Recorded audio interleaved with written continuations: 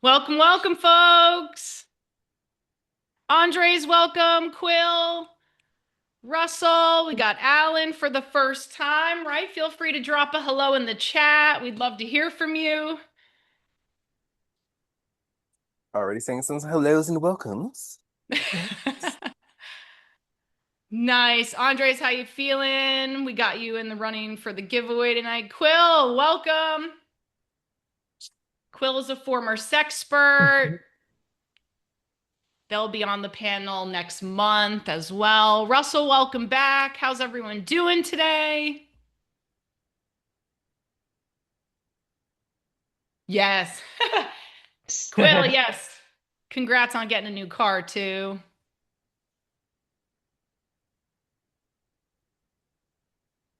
Nice. Yeah. Feel free to share what we're excited about. We know a couple of you submitted questions already, so we're excited to discuss those. Alan, I think you're here for the first time. If so, feel free to share a little bit about how you heard about us, what you're looking forward to. We're so glad you're here. Ah, we got Odette. Welcome, Odette. Yeah. Odette's the Odette's an OG. I think has been here for Um, almost every panel. Always helping, sharing resources with us. Just love having you. Thank you. Thank you. Belgium is in the place. Yeah, so we got people from Belgium. hmm. Odette, what time is it there? All right. Well, it's 6:02. Oh my gosh, it's midnight.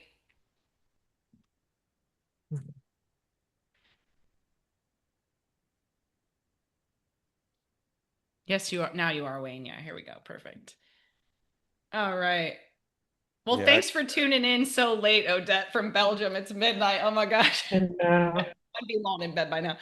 All right, all right. Well, let's get started. Panelists, if you wouldn't mind helping just admit folks as they come into the waiting room, I'd say it's about time to get started here. And we're just so excited to have you all back. Welcome back to Real Talk with the Sexperts. This month's topic, staying or leaving. And we're especially excited for this edition because it falls on the month of our first year birthday anniversary. So thank you all for being here. We've been doing this for just a little over a year now. We do have 4 people in the running for that giveaway. I'll keep an eye on who's attending tonight because that was part of the requirement was to be in attendance tonight. So I see 2 of our folks, and I'm sure two others might be coming. But if not, then we will announce the winner of that giveaway at the end of the panel. So be sure to stick around till the end. We also have another birthday to celebrate here. One of our beloved panelists, Miss Sasha Thomas. So happy birthday, Sasha.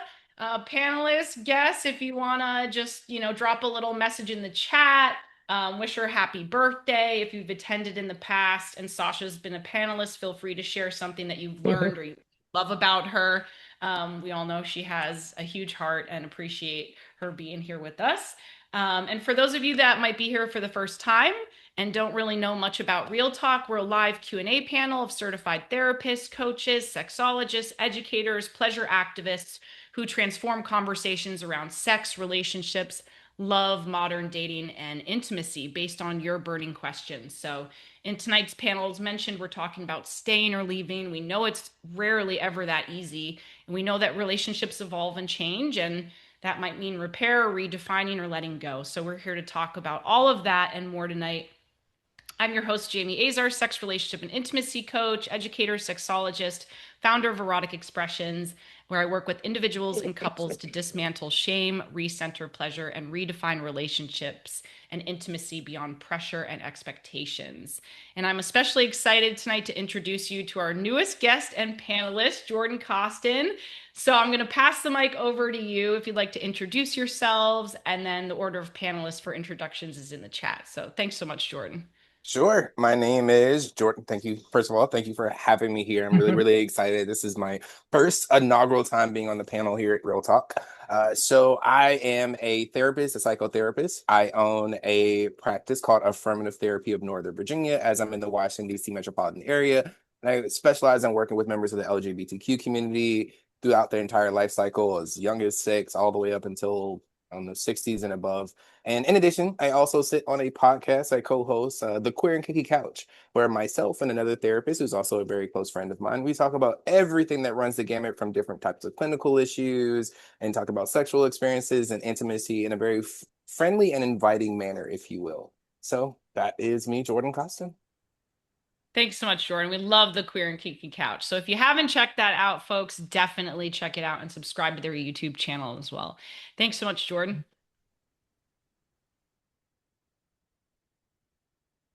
Sasha, you want to jump in? Then we'll have Oh, Wayne and sure. Lacey. Awesome.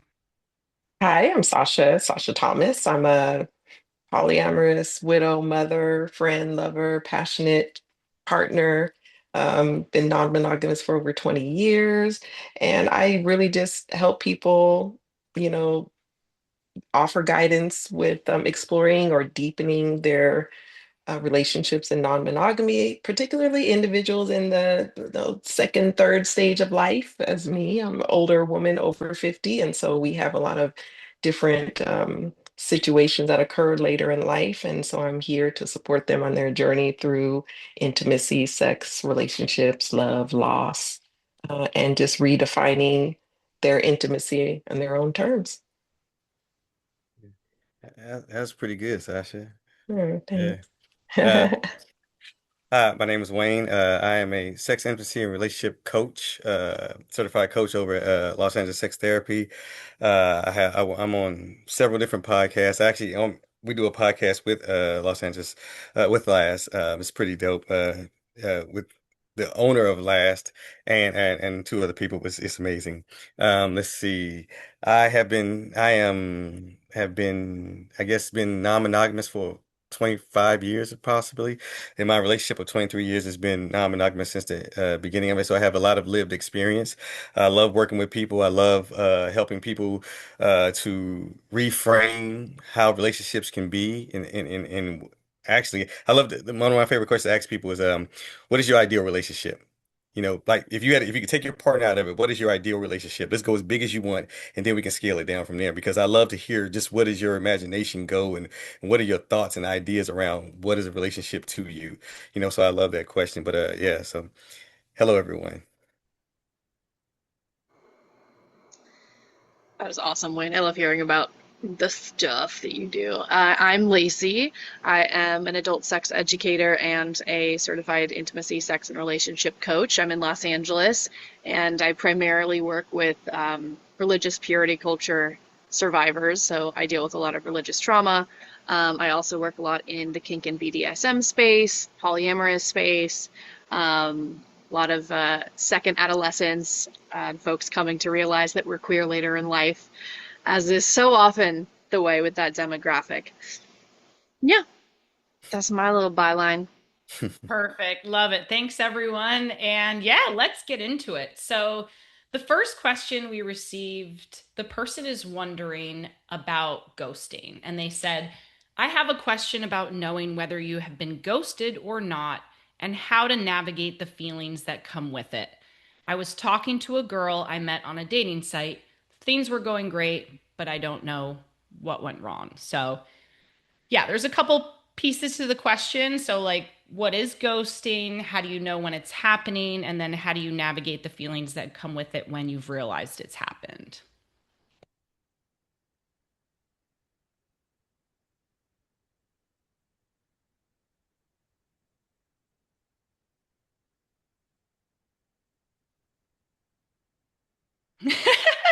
I'm waiting. Are you trying to give a hand, Jordan? I see a hand. Y'all are trying to figure out the raise hand features on your phone today. Jordan, do you want to jump in? And then I see Wayne's hand. I love y'all. Perfect. Y'all are, I'm like, I don't want to put anyone on the spot, but I also thought y'all were trying to find it. Yeah, I Yeah, was like, Jordan, what's where is it? Where is it? Okay, I found coming? it. Work with me, people. Work with me. I haven't used this Well, feature maybe in a we'll just. while.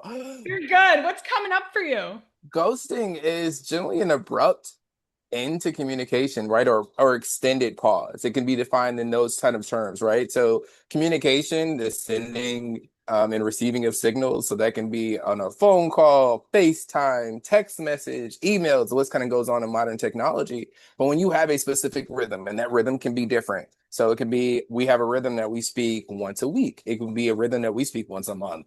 But whenever that rhythm is abruptly stopped and it's for an extended period of time, then that gives you some idea that maybe there is some quote unquote ghosting kind of going on. It's we're out of sync, we're out of rhythm, and it's happened now for a couple of rhythms even. So if we talk a couple of times a day and I've not heard from you in 2 or 3 days, then it's a way to think that we're out of our rhythm and am I essentially being ghosted? It's a question to ask yourself that's extremely realistic and kind of is this some there's clarification that a lot of times may be needed just to truly understand because people do have life happen, situations happen to people, so that can cause that disruption. So we always want to just double check if we can, just to ensure that that's not the case for some people. There are extenuating circumstances that may psychologically or emotionally impact them to the extent that they're not able to keep up with that rhythm. So if we can, we want to get that information from whoever it is that we're speaking to, whether it's a platonic relationship, friendship wise, romantic, or a family member. But it's only the interruption or kind of abrupt pause of that rhythm of communication that you have with somebody. Yeah. Yeah, I think that's really helpful because, like, I think the implication of the question was like, is there a difference between kind of the unresponsiveness and ghosting? Like, how do you tell the difference? And I think you nailed it on the head with like, it's an abrupt, right? It's interrupting that rhythm. And also, it can be helpful to like check in and confirm, right? Like, if we're not sure if maybe it's unresponsiveness or life is getting in the way with that other person, like checking in and then confirming, okay, if I'm indefinitely no longer hearing from this person and it's abrupt, like, I'm probably being ghosted. And then the other part of the question, right, is how do I then navigate the impacts of that? Wayne, what's coming up for you? Thanks, Jordan. No, that was yeah, that's pretty good. Thank you for that, Jordan. I was just gonna say that a lot of times I think when we are on the receiving end of being ghosted, I think that a lot of times we want to internalize that as something is wrong with us or we're not enough or we're just not it's our fault. And I want to just to remind people and let them know that if someone does that to you, it doesn't make you a bad person or anything. Honestly, that person can't for whatever reason. I think Jordan just explained can't communicate. Just not able to because of fear whatever the case may be, we can create a lot of things, but it's poor communication is what it is, right? It's the inability to let you know that they are no longer interested or that you're not or that like you said y'all in distinct, yeah, or just not or disconnected or whatever the case may be. So it's just a reminder that, doesn't mean anything is wrong with you because someone ghosts you, just honestly like think about like how just show up as yourself continually. Like how did you show up in this relationship? You know what I mean? So yeah. Yeah, I think that's really helpful for someone that's wondering, like, okay, how do I navigate that and to not personalize it and recognize it really is more about the other person and how telling it is for perhaps the breakdown in communication and relational skills that that person might have as well. And so, recognizing, okay, maybe this is actually a good thing, even though absolutely, like, I think Jordan touched on it, right? Like, it can feel the abrupt stop can probably feel pretty traumatic, or there can be a sense of betrayal, right? Like deep hurt or pain and confusion. And so, yeah, I think that can be helpful. What Wayne just shared is it's not really about me. This is really more about the other person. Anything coming up for anyone else? Jordan, is that a new hand? Yeah, what's coming up for you? So as a visual person or somebody likes to use analogies because I find them to be extremely helpful, especially in my client work. So we tend to internalize, but if you just think about the fact that all of us have taken a test before, and the teacher tells you you have a test and it's going to be 20 questions, but they hand you a sheet of paper with 10, that means that you can't finish the test. So it's when you're internalizing, you're trying to finish a test, and it's like you don't have all the information. So why are you trying to internalize something where you don't have all the information, right? If somebody's abruptly stopped communicating, at best it is that or opposite ends of the spectrum, it's something has gone wrong or they're overwhelmed and not able to do so, or they've made a conscious decision. Regardless of the reason, you don't have the question of the test is supposed to be 20 questions. You only have 10 of them. So keeping that in mind and saying, well, why am I internalizing this? Well, I don't have all the information. I can't know that it's something related to me because I don't have the other part of the test. I don't have the direct communication from the person who said this is the reason why, or there are some issues. Hmm.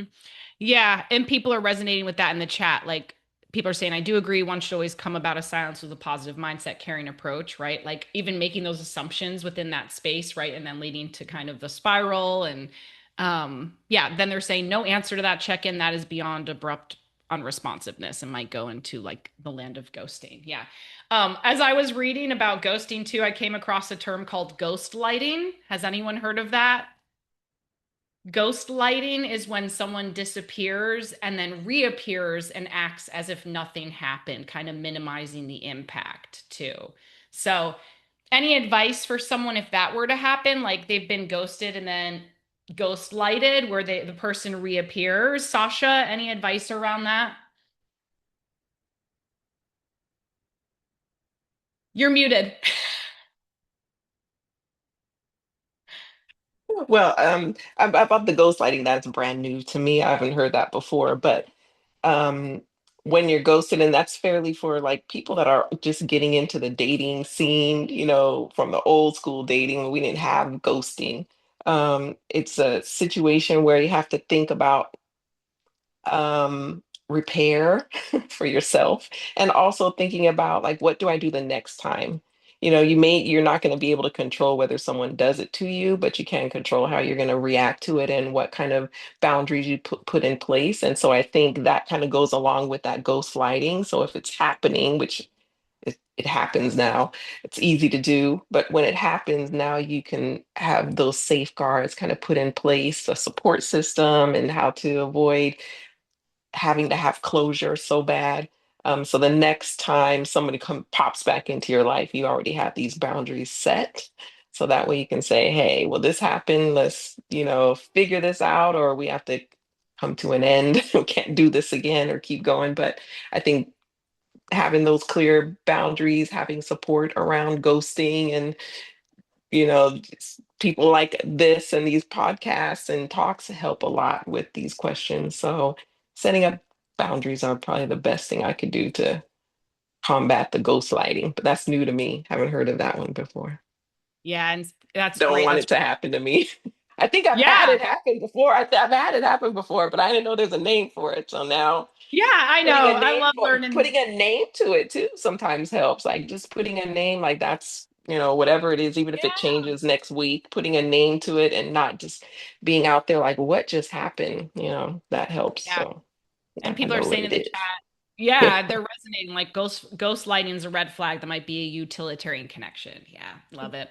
All right, let's hop on to the next question. So the next person asked, do you think it's much easier or more difficult or the same when breaking up in a poly dynamic versus a monogamous dynamic? I'm thinking that piece is implied. So is it easier, difficult, or like the same when breaking up in a poly dynamic or monogamous? Lacey, what's coming up for you around this? I think it's equally difficult, but in different ways, because it really depends on like what your support system looks like, because it might be easier insofar as you may have another partner that you can lean on in that time, though that can be stressful for that partner as well. Like it's not really something monogamous people like deal with, supporting a partner through a breakup. But it can be harder because there's just a lot more variables and pieces. And I think Sasha had her hand up, and she's probably got a wealth to talk about on this too. But my take is like they're both hard in different flavors. Mhm. But with what you're saying in monogamy or polyamory, there might be kind of more of an opportunity within that relationship structure for maybe perhaps more community support or people there to support you through that. Mhm. Sasha, yeah, Mm-hmm. what would you The add to that? difference. Mhm. Yeah, I would add to, I mean, the difficulty, like Lacey said, is for sure there, but the other side of it is what makes it easier is we sometimes look at our relationships not as black and white, and that we can sometimes transition the relationship from a romantic, intimate relationship to friendship. And Wayne always says one thing that we tend to overlook the importance of friendship and how intimate and important that is in our lives. And so in non-monogamy, a lot of times people think in the mindset of just transitioning from something romantic into just a deep friendship. And we don't need all of the parts to say that we're in a relationship. We don't have the sexual side of it. It's okay. We have intimacy as close friends, and we have bonds and kids, and all of these things. But that doesn't mean the relationship has to end. So that's like an easier side of non-monogamy. Getting there is not easy. but that's an Yeah. easier outcome than in the monogamous world. Mhm. What if de-escalation or restructuring a relationship isn't, or like becoming friends isn't an option, or Mhm. people don't want to do that? Like the next question kind of connects to this. Um, any advice on processing poly or triad breakups where two partners are still together without you, right? So they're deciding, okay, we don't want to restructure with you. We're going to, continue our relationship without you. So, any advice on how to process that as the person who's no longer a part of that and you have to see your partners continue the relationship without you?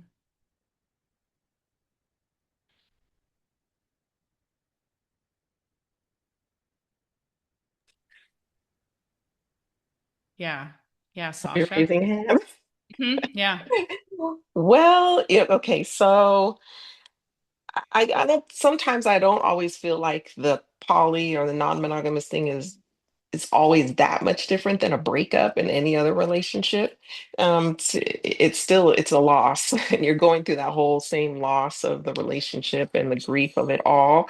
And then so I really give usually the same advice, to sometimes you have to step away from that situation in total, and process your own grief and loss with a support system that's outside of that, which would you would normally do in a monogamous way. I mean, monogamous people are very good at just saying, like, we're cutting it off, we're done. That relationship is done and over with. But at times, self-preservation is needed. And sometimes you do have to, step away from the entire relationship and sometimes that same circle because we tend to be so intertwined in non-monogamy and the circles are very small, especially if you live in a small town or a small community of non-monogamous people, it's difficult.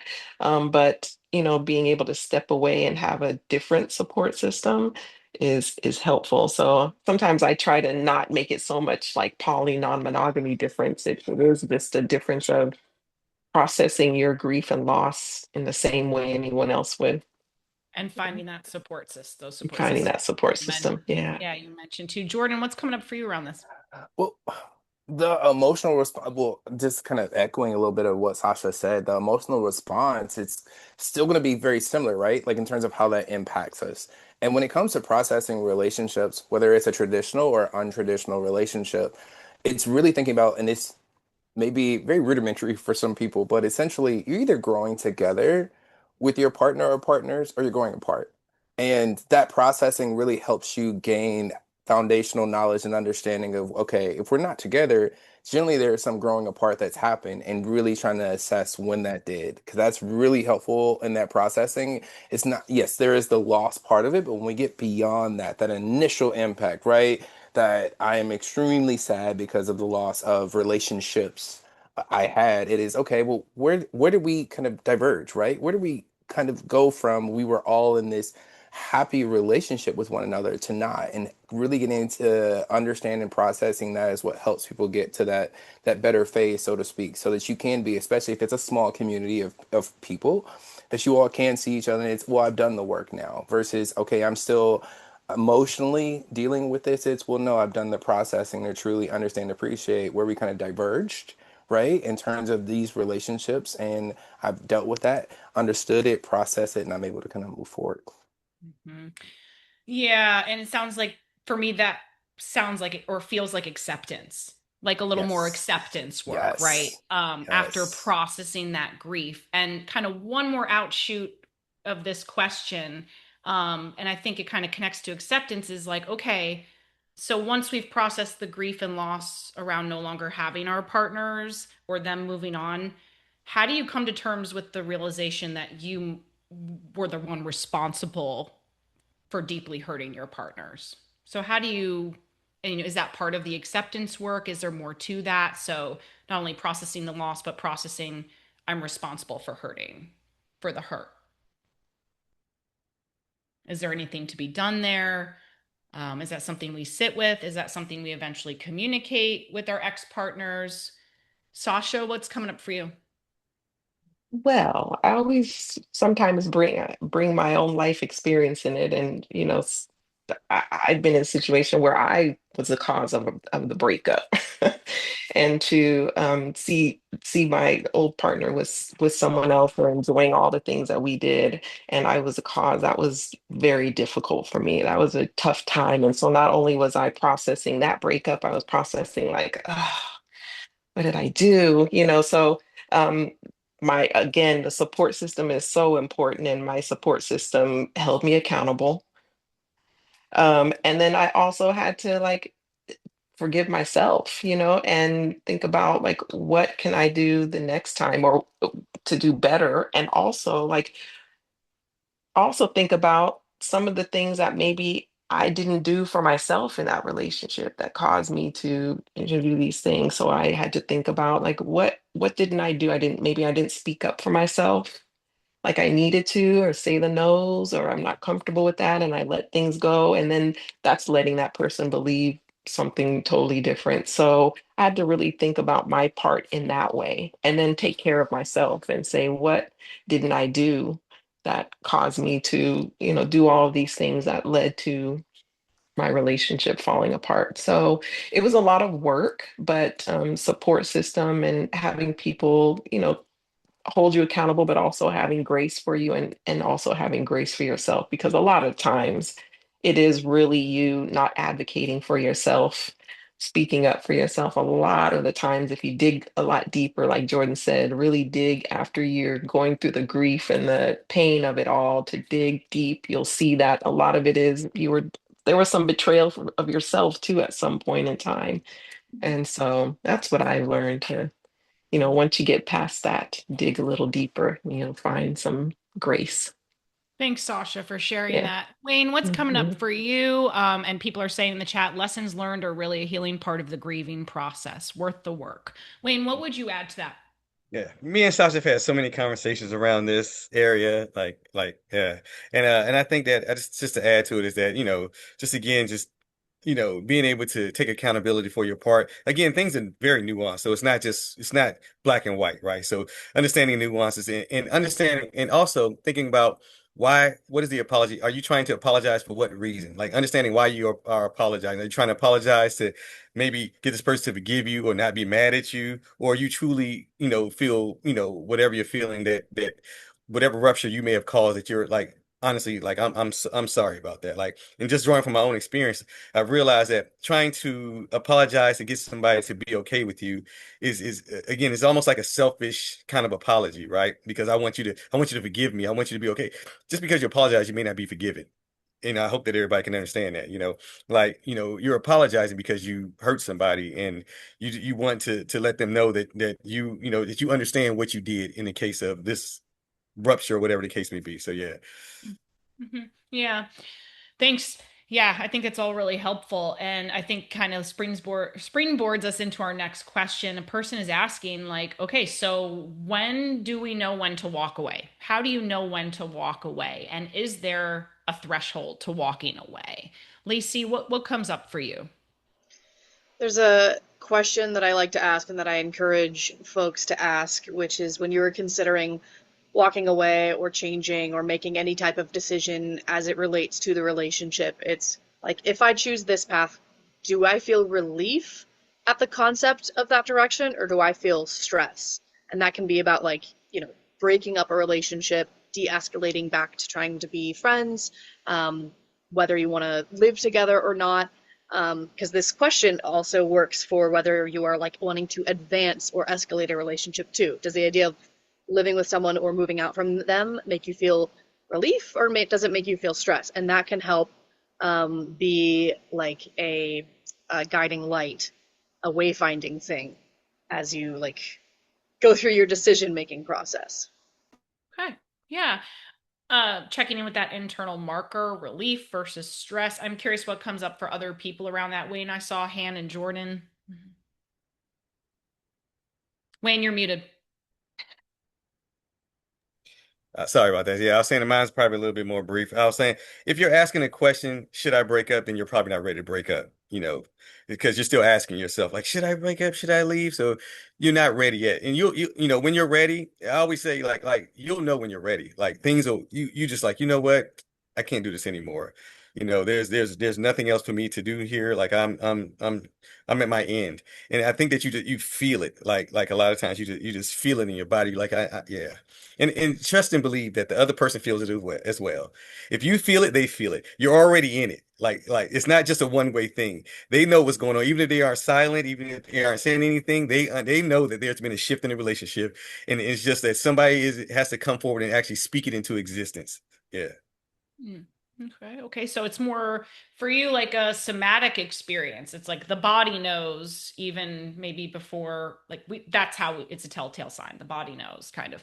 Okay, Jordan, what's coming up for you too? I'm curious. Guests, feel free to answer the question in the chat. Like, how do you know when to walk away? Yeah, Jordan, what would you say to this? So an exercise I have my clients do is we'll pull out a calendar and like let's go back. Sometimes people have short memories, but let's go back to 7 days. And what do you mark? How do you define a good day? And then how you define a bad day as it relates to your relationship or relationships? And it's, how do you feel in terms of being supported, being cared for, feeling loved, and that being reciprocated, all of that, and more. And if you say, okay, well, on Monday and Tuesday was great, Wednesday it was in the middle, and then Thursday and Friday, what you end up having is, okay, there's a certain on 7 days, how many of them were ultimately what you defined as good? How many were not so great, which is your middle, and how many is bad? Because once you see it, you can't unsee it. So now you have to say, okay, are there literally more good days than bad or bad days than good? Or there are a lot of iffy days in between? When you start plotting that out, and you can go back as far as you want to, it's okay. Well, there's some there. Okay. And then it's if they're more bad than good, are you going to start to try to rationalize and say that it's okay?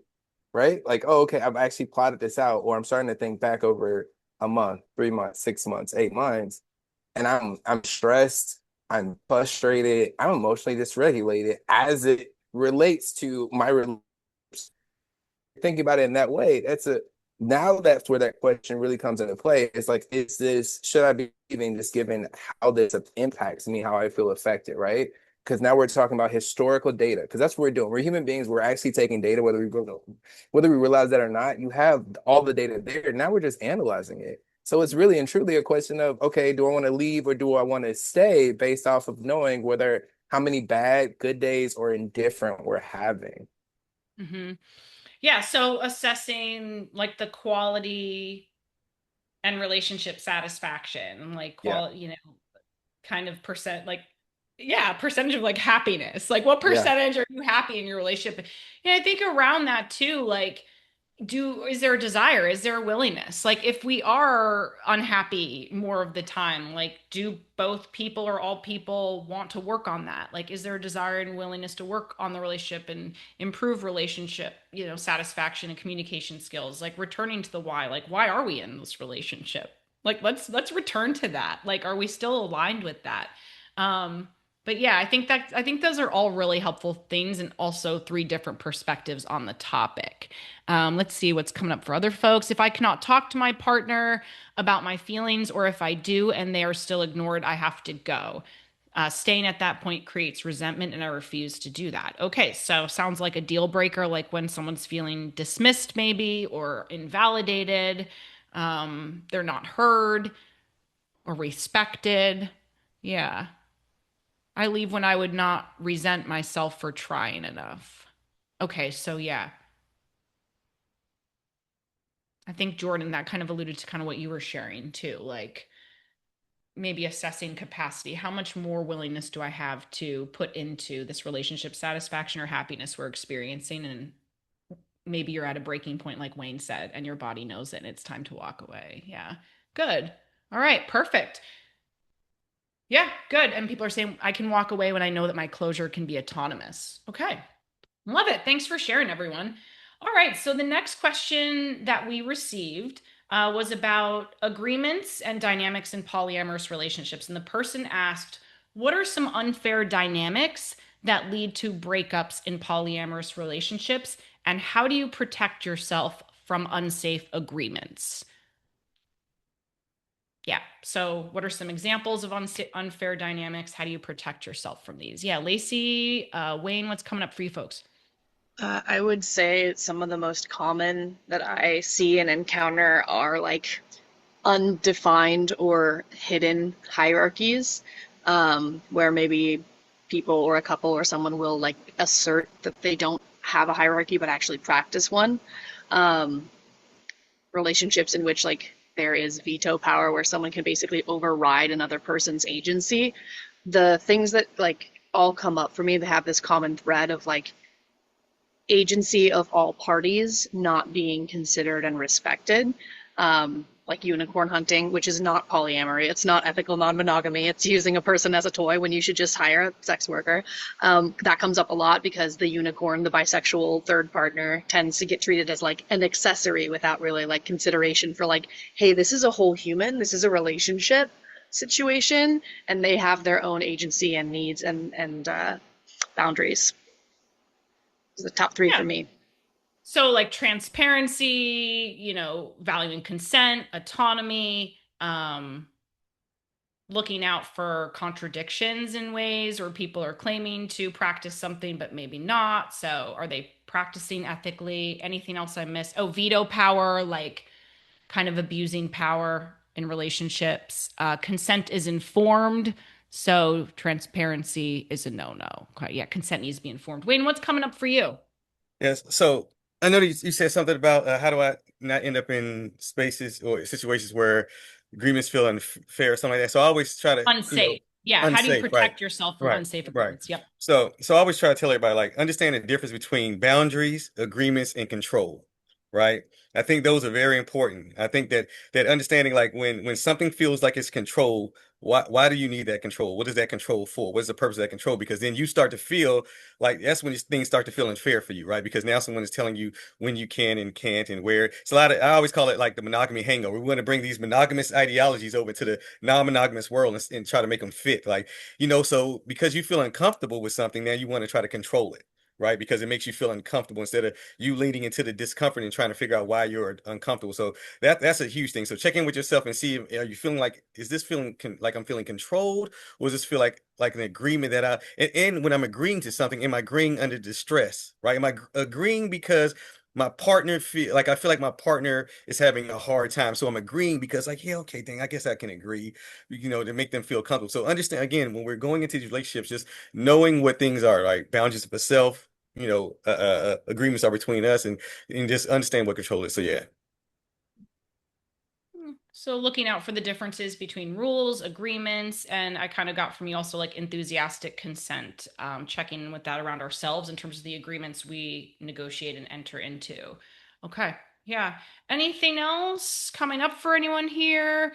People in the chat are saying one penis policies and other patriarchal misogynistic practices where there's only one man would be an example of an unfair dynamic. Okay. So yeah, any other ideas coming up in terms of how to protect yourself from unsafe agreements? People in the chat are saying engaging in those dynamics when you feel aligned with your values. Okay, so only choosing to engage when they align with your values. Sasha, what's coming up for Yeah. you? Something that came up for me is a lot of people that are very new to non-monogamy, they tend to have a lot of these issues where they jump into circles that have, just been around for a long time, whether they're just playing games or they're really good at non-monogamy, but they tend to jump into these circles and they're so new that they fall into the hierarchies. And there's so many things out there in non-monogamy.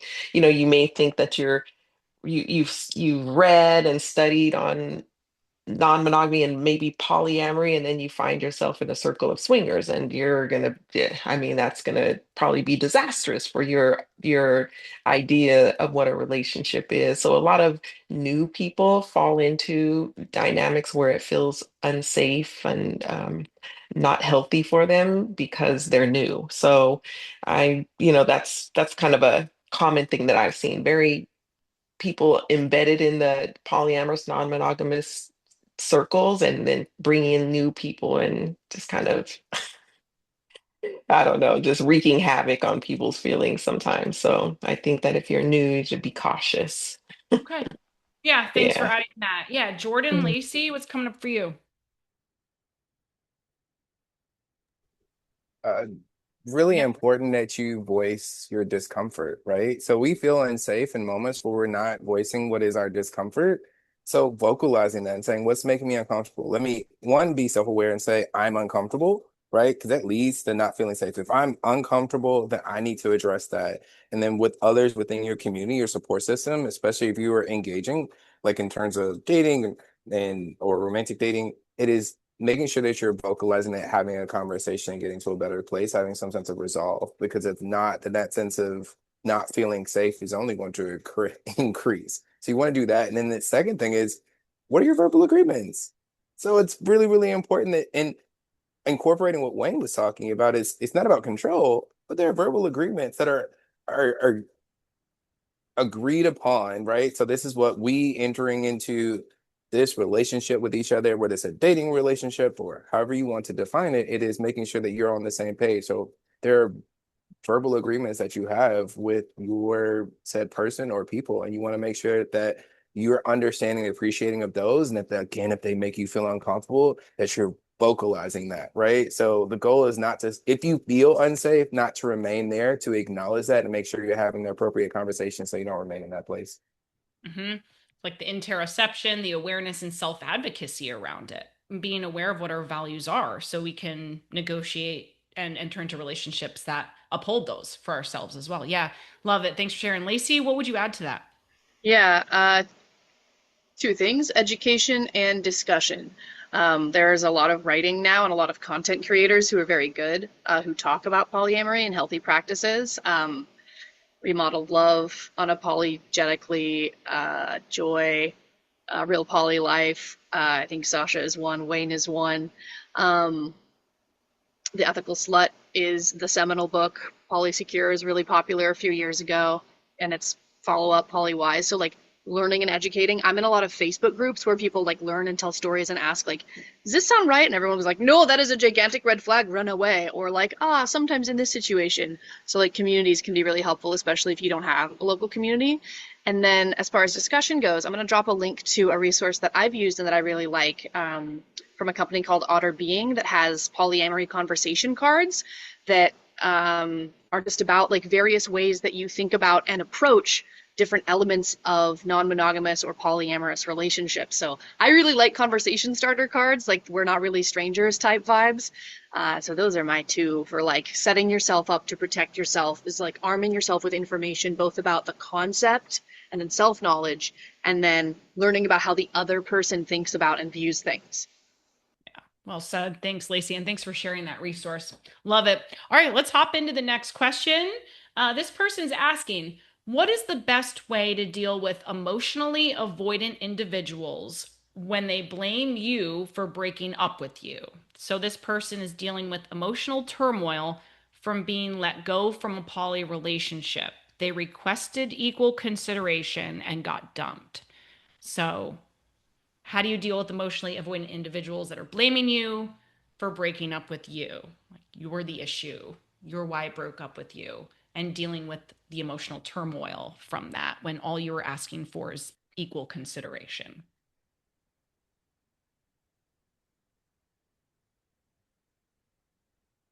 Yeah, Wayne, what's coming up for you? But I would just say, well, this isn't like a really straightforward kind of conversation. There's so many questions that I would ask here, and so much information I would have to get, because how did we get here in the first place? Right? Like, what led to this? Like, how long have we known that this person we were dealing with was avoidant or whatever the case may be, right? Because there's no answer that's going to fix this here, right? Because like it's really more so looking into ourselves and how did we get ourselves into the situation. Like, and I think Sasha spoke on it earlier. It's like when we don't speak up for ourselves and just allow these things to build up. This is how we get here. This is how we end up in this space, right? Because now when we speak up, now our partner views us as problematic, right? As an issue, right? Because we haven't spoken up for it before. We just accepted things how they were, but now we want to have a voice. We want to have autonomy. It's become problematic. So again, just paying attention to those type of things. So again, like yeah, I always say advocate for yourself, early on in a relationship. Don't be afraid to. I think fear guides us a lot of times in most things, in that, oh no, if I speak up for myself or if I say something, this person won't like me anymore, or maybe maybe they won't talk to me, or maybe they'll ghost me. Going back to that. But yeah, so I truly believe that we should, no matter what it is, even if something small, it doesn't matter, speak up for yourself. Yes, it's just you have to advocate for yourself because no one else will. Mm-hmm. Yeah, it sounds like that's more like the perspective to take when you're in the relationship. Like, okay, is this person showing patterns of being emotionally avoidant and dismissive when it comes to repair, in communication? And it can be hard in this space to maybe expect an apology or accountability from someone that is avoidant. And so I think in this space, like kind of transitioning from focusing on the other person and their emotional avoidance and really kind of tapping into your experience of this separation and breakup and what you can control in your own healing, can be a place where we can find some empowerment and autonomy, and maybe even some closure outside of the need for them to do anything, especially if they're sitting still with their own unresolved hurt, which is leading to the avoidance of the conflict or taking accountability. Lacey, did something come up for you through that? Yeah. Yeah, like when it comes to healing from like a really rough situation like that, um, I recommend taking as much space away from the people as possible, like socially, geographically. I mean, like you don't have to pack up and move, but like you don't have to necessarily share space with those folks immediately. And then trying as, because like as you process, trying to frame things as like, okay, what lessons can I take out of this? What is there anything that like I would like to do differently in the way I approach relationships next time, or things that I need to look out for so that I can be aware, prepared, or know how to protect myself or move through them. Because in a situation like that where someone is avoidant and is not gonna really engage with you, you kind of have to take space for yourself, and that's kind of one of the only things that I've seen. I'm not Mm-hmm. saying it's the only option, but No, I think that, and that connects to kind of Sasha, what Sasha shared about boundaries, and people are resonating with that in the chat, like protecting your peace. That can be helpful, like through that period of separation. Absolutely. Um, okay, I'm gonna hop around on these questions a little bit. So someone had asked about parenting. So, we have a couple parents here, but they're curious about restructuring after major lifestyle changes, such as having kids. So they're talking about having kids with their partner. Any advice, recommendations for how this might impact the relationship, how they might prepare for the changes that might come with having children? Yeah, Wayne? Well, I do have a couple of those. Six. But yeah, it changes. It definitely changes the relationship. I think that, you know, you can't have enough conversations to prepare yourself for the changes that are coming, right? It's more so just trying to really be on the same page, like understanding that you don't have time for yourself in a way that you had it before. You can't just get up and go. Like it changes so many things. And we talked about this on a podcast the other day, and oh my God, Mo said it, and it was so dope because he was talking about postpartum depression. And she said that, and she said this in a way, I'm not going to verbatim, it's going to quote as best the way I can. She said that a lot of times when women deal with postpartum, right, after they have a child, like intimacy changes within a relationship, a lot of times what's happening, and we aren't even, you know, cognizant of it, is that the intimacy is now given to the child, which takes away from their desire and intimacy for their partner. Not saying they don't love their partner anymore, don't want to be with their partner, but sex can change because of the bonding period and the intimacy that's given to the child is taken away from the relationship. So again, just understanding that and being aware that those type of things can happen. It's not again not about you. It's about what's going on, with the other people. It doesn't mean that you aren't uh less than lovable or undesirable within a relationship. It's just that things have shifted and changed. So just being aware of all the things that can shift and change when having kids, and so, and I hope I answered that question because there's so many parts of that I could talk about, like how do we talk to our kids about shifting dynamics in relationships and all those type of things. But yeah, that was one that stood out to me when I heard the question initially. Mm-hmm. Yeah, so being aware, being prepared, maybe having some strategies in place for maintaining your connection as lovers, as erotic beings outside of being parents. And there was another question that I think kind of connects to what you're sharing, Wayne, is like this person asked, how do you stay aligned with your own needs while showing up compassionately for your partners, right? And so in this situation, like it might be showing up compassionately for your kids or your partners or both, right? So how do you, or in general, stay aligned with your own needs So, while still showing up compassionately for partners yeah. or pals? So Melissa made it a point this last pregnancy she had she wanted to be sexy still. She didn't want to lose her sex appeal, her sexiness throughout the relationship. So she still did things for herself. Like she would still go out, she would still dress a certain way, she would still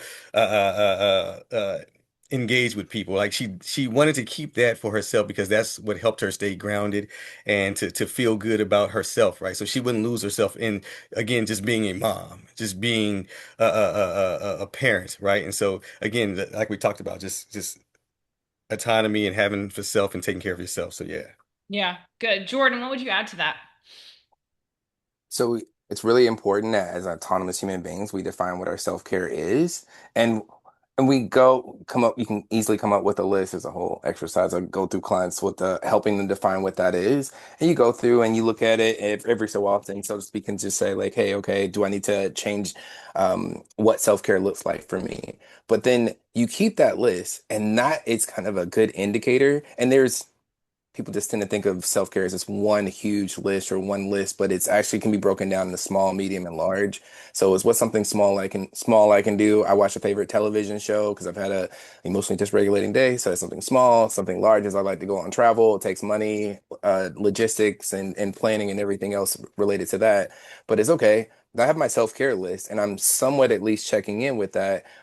That lets me know if I'm still taking care of myself based off of my list and how I'm doing with my tracking. So there's your self-care list and there's your relationship care list as well. Something you can define with your partners that says, here is what we do from the smallest little thing to the biggest thing that we're doing. And we're somewhat tracking that just to make sure we're where we need to be, right? So if you have your list, if you've done the homework and then you're kind of tracking it or at least trying to keeping that somewhat front of mind as best you can, or at least making some time here or there to say, like, where do I fall on the list? That's a pretty big indicator. Am I showing up for myself in terms of my self-care list and what I previously identified brings me joy because that's really what self-care is, something that sparks joy. And also when it comes to what I've identified with my partners, okay, well, looking at our list, we've watched our favorite show together and we've gone on travel, right? So we've done that in the past year. We watched shows at least a couple of times this week. So those are some real big indicators of whether you're on track or not. I love that. And broadening our definition, getting clear on what that means to us, and having options for more of like the micro moments of self-care when our capacity, right, might be lower that day. Like we want to just watch a show, right, and binge out or whatever. Good. I love it. Thanks for sharing. All right, so let's just do one final question to wrap up, and then we're going to announce our giveaway winner. But kind of to pull this all together, kind of what comes next, after we leave a relationship or a separation, like can leaving be an act of love? What would we say to that? Can leaving someone or a relationship be an act of love? Yeah, Wayne, and guests, feel free to answer that in the chat too. It literally goes back to what Jordan just said. That is a form of self-care. Okay. So it can be a form of self-care. Yeah, Lacey, what would you add Absolutely. to that? Hmm. Yeah, definitely agree with that. Um, I think like the thing that comes next is like reconnecting with yourself and who you are apart from the relationship you had or apart from that other person or people, finding security in yourself. Hmm. Yeah, Jordan and then Sasha, what would you guys add to that? You can't, a relationship is, or relationships plural is predicated on you loving yourself and showing up for yourself. So if you're unable to do that, if you're putting the relationship before yourself, that's generally what we, at least from a psychological standpoint, say is an unhealthy dynamic. You got to be able to show up for yourself before you can show up for all these other people in your life. So if you're showing up more for the relationship and not for yourself, then that's a concern and issue. And maybe the best thing to do is to say, okay, I do need to step away from this relationship so I can learn to love myself again or love myself in a way that maybe I have not before. Yeah, thanks, Sasha. Final comment. Yep. I got the final comment. Jordan, you said It's your you pretty birthday, much said Lacey. it's my birthday. That's my final comment. But yeah, all the self-love. I'm big on that myself. I've made a lot of mistakes in relationships and I had a lot of things happen to me. And I've came out of it just with that same thing, like loving myself, having grace for myself, having a community of people that can all remind me of the positive things, the good things, and also just having people pour into me about how much how they care for me and how they love me and all the things that are lovable about me. So the big thing is, yes, love yourself, but also having that community outside of your partner that can fill you up Hmm. in that way as well. Yeah. Yeah. Yeah. Relationships aren't meant to be siloed. Yeah, absolutely. They're Thanks for not. adding that. And yeah, all right. Well, thanks everyone. We're gonna get into our giveaway. And I had four people on this list. So Russ, you're on here. Are you still here? Say hello in the chat. Okay, I see you. Thanks for your testimonial. I had Claudia. Yeah, he says here. I love it. I see Claudia. You were on. You had a testimonial. You follow us and you attended tonight. Andres was here. He had to leave a little early, but he followed us. He left a testimonial, so he's in. And then one other person was in the running, but I don't see her here tonight. So I'm just going to take her name off this list. So we've got three people in the running. And a reminder that you will win a pleasure product that you can choose from, and I'll get you more information on that. And then a 30-minute session with a coach of your choice. And again, I'm going to follow up with a little Google form, and you can give me some information about that. But I'm going to share my screen here. I've got a virtual wheel here. Hopefully this works. Share. Can you guys see that? Thumbs up. You can. Okay, let's spin it. All right, Russ, Claudia, Andres. Let's see who our giveaway winner is. Ah, ah, Claudia! Y'all can unmute yourselves too. Make a little noise. Oh, Yay! yeah! Woo. Claudia. Okay, Claudia.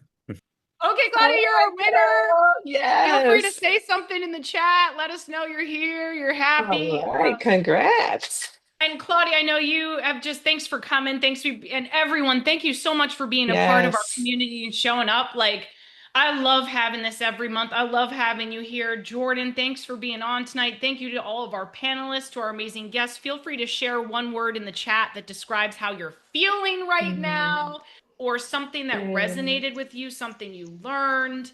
And we invite you, as always, to join us next month. We will be meeting.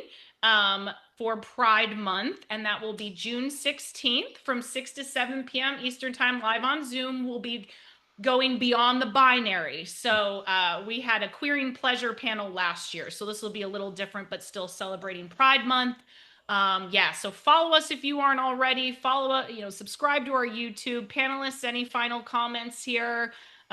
Just so thankful to have everyone. Sasha, happy birthday.